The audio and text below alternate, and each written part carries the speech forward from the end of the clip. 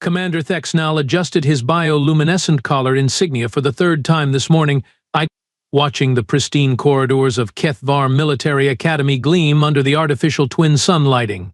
27 cycles of service, 43 successful graduating classes, and now this bureaucratic nightmare they called the Deathworlder Integration Program. The Academy's crystalline spires stretched toward the artificial sky dome, each one a testament to Vorthak engineering superiority.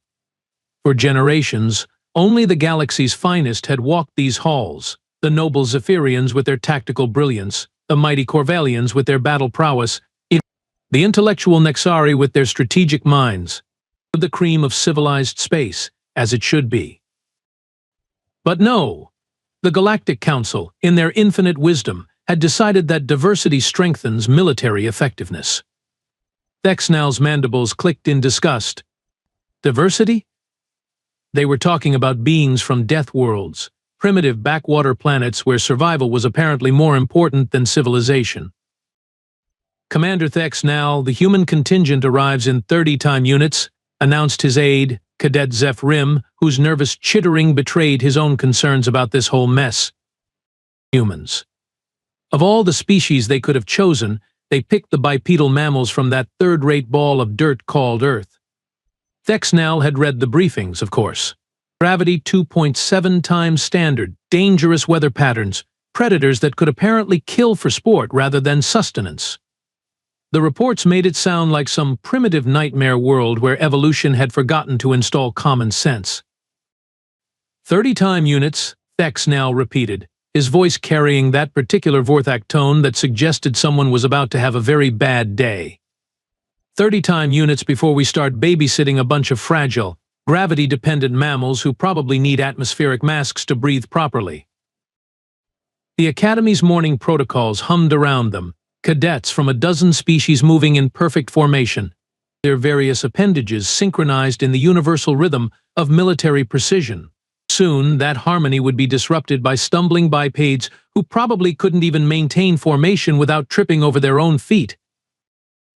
Thexnal's optical sensors focused on the intake bay visible through the reinforced viewing portal.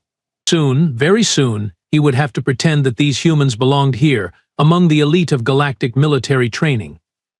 He would have to treat them as equals, as potential officers worthy of the Academy's proud traditions. What could possibly go wrong with creatures from a world so hostile that their own planet spent most of its time trying to kill them? Surely nothing at all. The transport vessel docked with all the grace of a wounded space whale, which was typical for vessels from the Outer Rim territories. Thexnal positioned himself at the Academy's primary receiving platform, flanked by a formation of senior cadets whose posture screamed military precision. The ceremonial welcome for new species integration was a tradition older than most star systems, though he doubted these humans would appreciate the honor. The airlock hissed open, and out stepped, well, that was disappointing. No hulking brutes, no battle-scarred warriors, no obvious signs of Deathworld conditioning. Just ordinary-looking bipeds with their ridiculously inefficient locomotion systems and those tiny, forward-facing optical sensors they called eyes. Leading the group was a female specimen, designation Maya Torres according to his datapad, average height by human standards, which meant laughably short by galactic norms. Dark hair pulled back in what humans apparently called a ponytail. Because everything they named sounded like primitive animal references. She moved like someone who had never experienced proper gravity in her life. "Look at them," whispered Cadet Vel Thix, a Corvellian whose species prided itself on warrior traditions spanning millennia. "They look so soft. Are you certain they are from a death world?" Zeph Rim's antennae twitched nervously. Perhaps the reports were exaggerated? I mean, how dangerous could their world really be if they evolved to look so harmless? Thexnal's internal assessment was already forming. The Torres female appeared to weigh perhaps half what a standard cadet should. Her limbs were thin, clearly lacking the dense muscle structure necessary for serious combat training. Those hands of theirs, with their ridiculous individual digits, looked like they would snap under the lightest pressure. And those eyes, those tiny, soft eyes that probably couldn't even detect movement in low-light conditions. "Attention, human contingent," Thexnal announced, his voice projecting across the platform with practiced authority. "Welcome to Kethvar Military Academy, where we forge the galaxy's finest military officers through rigorous training protocols designed for advanced civilizations." Maya Torres stepped forward, offering what humans called a salute, another quaint primitive gesture involving hand placement. "Thank you, Commander. We're honored to be here and ready to begin training." "Ready?" Thexnal almost laughed. Tomorrow's combat drill scenario would involve standard Vorthak military exercises, the same ones that had been safely conducted for decades with species possessing proper evolutionary development. Of course, they would need to implement special safety protocols for the humans. Reduced gravity simulation, padded equipment, probably medical teams on standby for when these fragile creatures inevitably injured themselves. "Your first training exercise begins at dawn cycle," he informed them. "Standard combat drill procedures will apply, though naturally we will make appropriate accommodations for your species' particular limitations." Maya Torres nodded politely, though something flickered in those small human eyes that Thexnal couldn't quite identify. Probably fear, he decided. Fear of failing to meet galactic standards. Dawn cycle arrived with the mechanical precision that made Kethvar Academy the envy of civilized space. But the combat training facility hummed to life, its bioluminescent panels casting that familiar blue-white glow across the reinforced sparring mats. Thexnal surveyed his assembled cadets with the satisfaction of someone who had orchestrated this same routine for decades. "Today's exercise follows standard Vorthak Military Protocol 77 Alpha," he announced, his voice echoing off the facility's curved walls.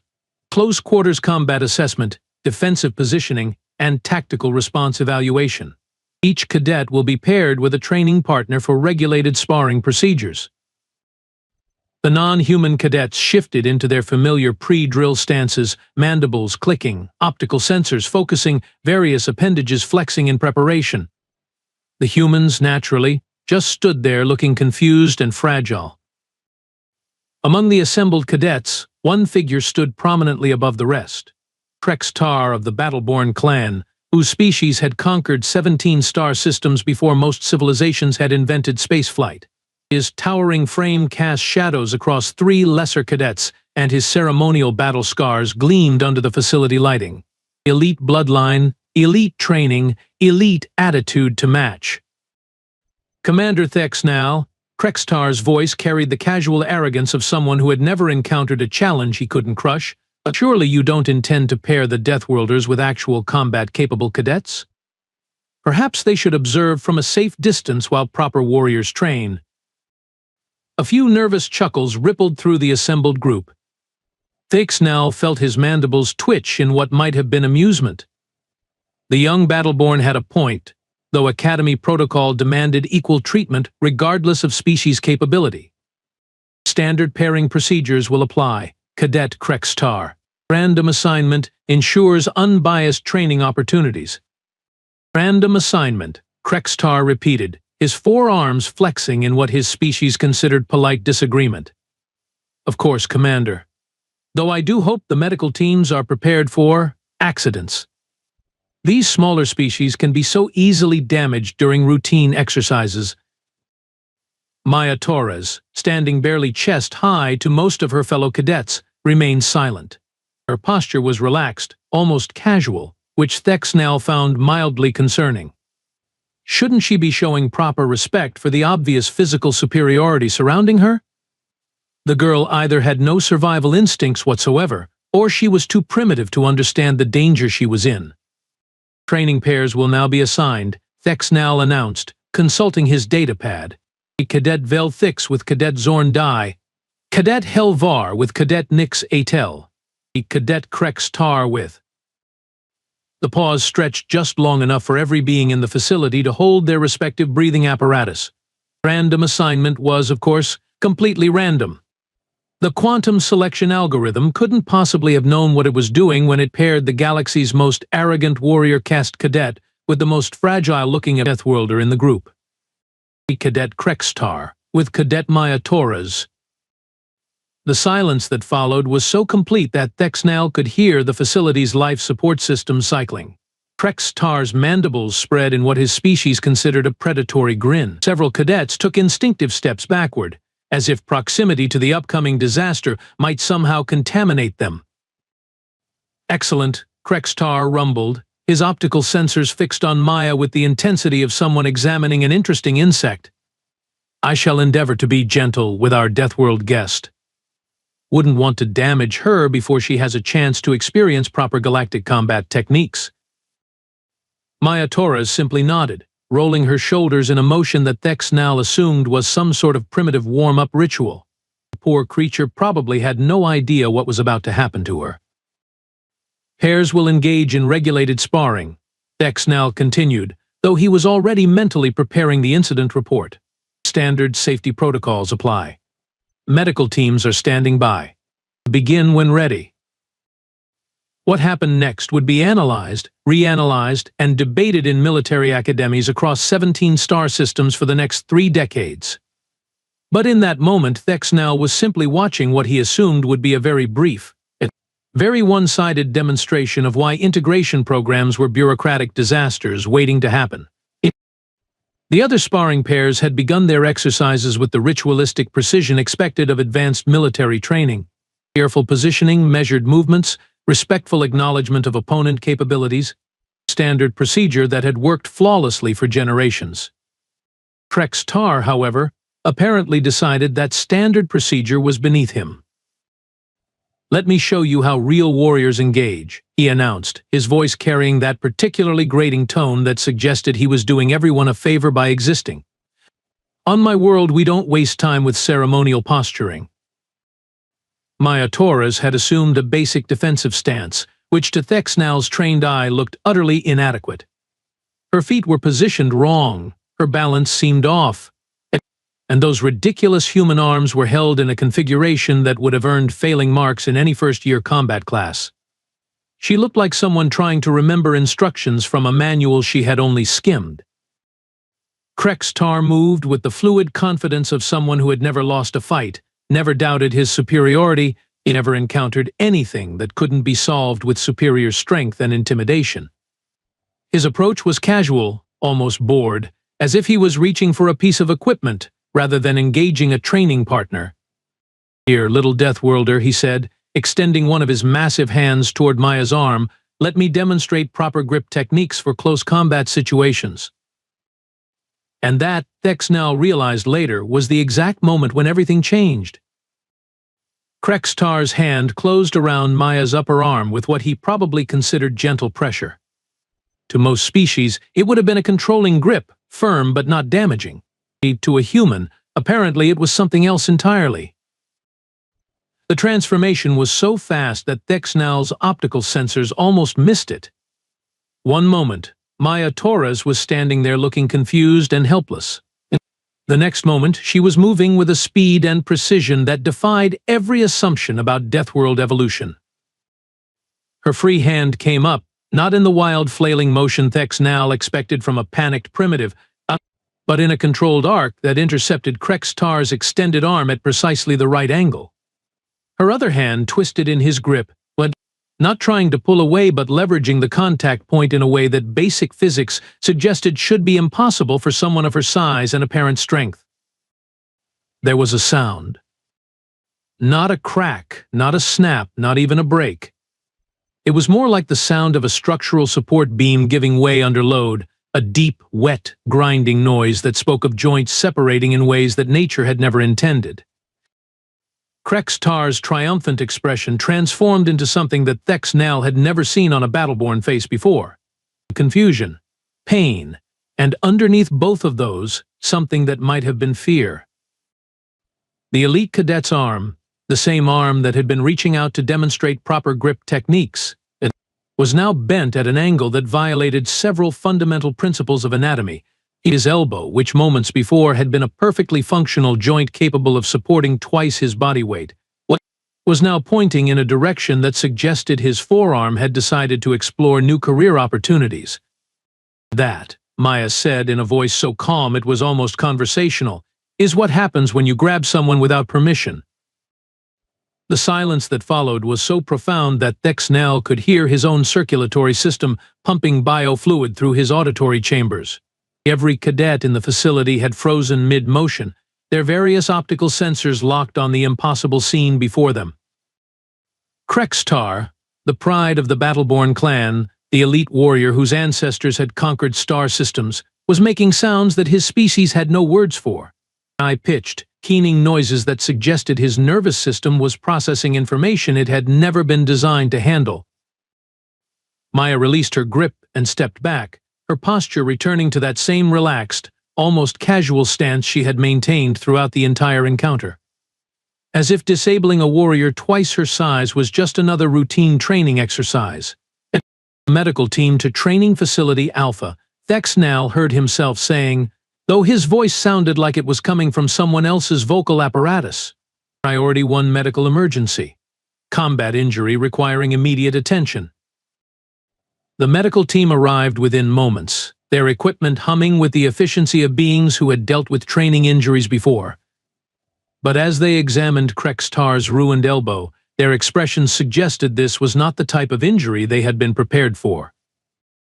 "Commander, Doctor?" Evlak reported, his usually steady voice carrying an undertone of professional bewilderment. This appears to be a textbook example of hyperextension trauma, but the force required to achieve this level of joint displacement in a Battleborn physiology should have been, well, impossible for a human to generate. Maya Torres stood quietly nearby, waiting for further instructions like any other cadet. The medical bay's emergency lighting cast harsh shadows across Krextar's pain-contorted features as Dr. Hevlak worked with the practiced efficiency of someone who had seen every conceivable training injury. Except, apparently, this one. "The joint separation is complete," he muttered, his 6 hands manipulating diagnostic equipment with frustrated precision. "Ligament damage is extensive, bone displacement is severe, and the muscular trauma suggests impact force equivalent to a small shuttle collision." Thexnell found himself staring at Maya Torres, who sat on a nearby medical bench with the same relaxed posture she had maintained throughout this entire impossible situation. She wasn't gloating, wasn't celebrating, wasn't even showing signs of adrenaline response. She was just waiting. "Cadet Torres," he began, then stopped. How exactly did one ask a being who had just shattered every assumption about their species to explain themselves? "Perhaps you could enlighten us about what precisely occurred during the training exercise?" Maya tilted her head slightly, a gesture that Thexnell was beginning to realize might indicate thoughtful consideration rather than confusion. He grabbed my arm without warning during what I understood to be a controlled sparring exercise. I responded according to standard defensive protocols. "Standard defensive protocols," Dr. Hevlak repeated, his optical sensors never leaving the diagnostic readings. "For your species, these protocols apparently include generating enough force to disable a Battleborn warrior in under 2 seconds. "Well," Maya said with what humans apparently called a shrug, "yes. That's kind of the point of defensive training." The other cadets had gathered in the medical bay's observation area, their various breathing apparatus working overtime as they processed what they had witnessed. Velthix was making soft, clicking sounds that indicated severe anxiety in his species. Zephrim's antennae were twitching so rapidly they were creating small air currents. "I don't understand," Cadet Nixotel whispered, her voice barely registering on the facility's audio sensors. "How did something so small generate so much force?" Maya's expression shifted to what Thexnell was learning to recognize as patient explanation mode. "Earth has gravity approximately 2.7 times galactic standard. Our atmospheric pressure is higher, our weather systems are more violent, and our ecosystem includes approximately 47,000 species that can kill us if we're not careful." She paused, apparently organizing her thoughts in a way that suggested she had given this explanation before. Humans evolved as persistence hunters on a world where everything from the weather to the wildlife to the terrain itself was actively trying to end our existence. Our reflexes aren't just trained responses, they're evolutionary imperatives. When something grabs us unexpectedly, Our nervous system doesn't pause to evaluate threat levels or consider diplomatic solutions. Dr. Hevlak looked up from his patient, his expression suggesting he was recalculating everything he thought he knew about Deathworld evolution. You're saying this response was automatic? Completely automatic, Maya confirmed. I didn't decide to disable Cadet Krextar.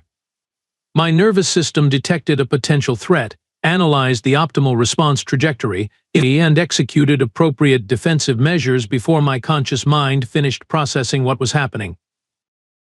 The silence that followed this explanation was different from the stunned quiet after the incident. This was the silence of beings whose fundamental understanding of reality was being systematically dismantled and reconstructed. The Force generation, Thex now found himself asking, though he wasn't sure he wanted to know the answer, how is it possible for your muscle structure to produce such results? Maya's expression brightened, as if this was her favorite part of the explanation. Dense bone structure from high-gravity evolution, muscle fiber density approximately 3 times galactic average, and reflexive targeting systems that have been refined by millions of years of avoiding death on a daily basis. She gestured toward the still groaning Krextar. His species evolved on a world where strength and intimidation were sufficient for survival. My species evolved on a world where speed, precision, and overwhelming response to threats were the only things that kept us from being eaten by our own planet. Cadet Velthix made a sound that his species used to indicate existential terror. Are you saying that all humans possess these capabilities? All humans who survive to adulthood, Maya replied matter-of-factly. The ones who don't develop proper reflexes tend to get removed from the gene pool fairly early. Natural selection is quite efficient on Earth. Thex now felt his worldview rearranging itself around this new information. The fragile Deathworlders weren't weak beings who had somehow survived despite their limitations. They were apex predators who had been shaped by environmental pressures that would have sterilized most worlds. The integration program, he said slowly, assumes that different species will adapt to Academy standards through training and conditioning. Oh, we're very adaptable, Maya agreed cheerfully. We've spent most of our evolutionary history adapting to things that wanted to kill us. A military academy should be quite manageable by comparison. Dr. Hevlak finished his preliminary assessment and approached the group, his expression suggesting someone who had discovered that physics worked differently than he had assumed. Cadet Krextar will require surgical reconstruction and approximately 6 healing cycles for full recovery. The precision of the joint damage suggests, well, it suggests someone who knew exactly how to disable a battleborn with minimal effort. Basic anatomy study, Maya explained. All humanoid species share similar joint vulnerabilities. It's just a matter of applying the right pressure at the right angle. The other cadets exchanged glances that seemed to carry entire conversations about revised threat assessments and survival strategies.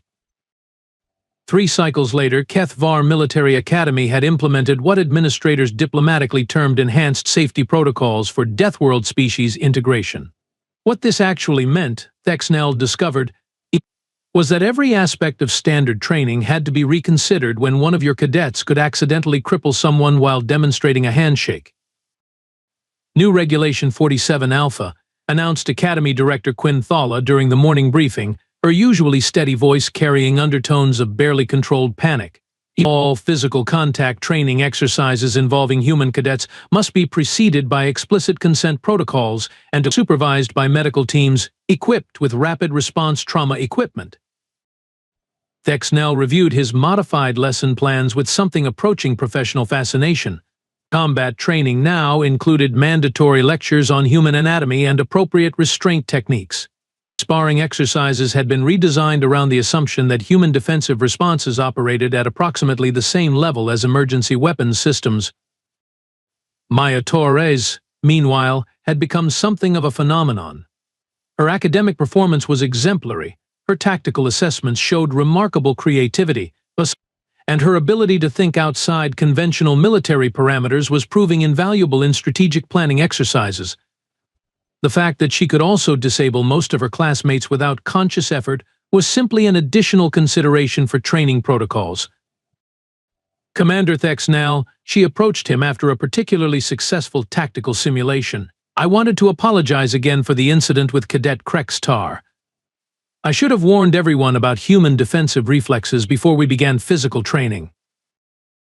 Thexnell's mandibles clicked in what he was learning to recognize as ironic amusement. Det Torres, your reflexes have provided the Academy with more valuable data about Deathworld evolution than 3 decades of theoretical xenobiology courses. Krextar's injury was educational. The other human cadets were proving equally enlightening.